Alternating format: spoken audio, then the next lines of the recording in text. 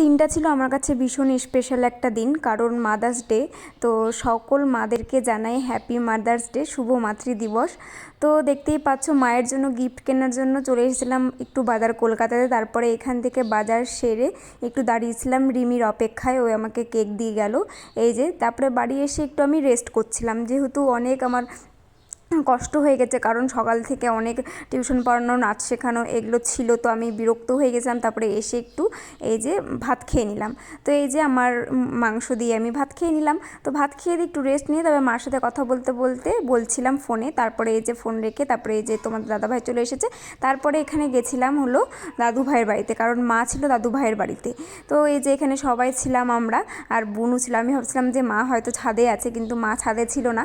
তো এখানে খোঁজাখুঁজি করার পর মা কিন্তু জানেই না যে আমি আসবো, মাকে একটা সারপ্রাইজ দিব। তো তোমরা দেখতে থাকো। Happy mother's day. মা তো এখানে ভীষণ খুশি হয়ে গেছিলো। তো তারপরে মাকে দিব একটা গিফট, যেহেতু ভীষণ গরম তাই জন্য হলো মাকে দিয়েছিলাম একটা গেঞ্জি আর একটা প্যান্ট দিয়েছিলাম। তো বেশ ভালো ভালো লাগে এই প্যান্টগুলো পরলে পরে। তো মাকে বললাম যে রেডি হয়ে আসো, তো মা রেডি হয়ে চলে এসেছে। এখন কেক কাটিংয়ের পালা।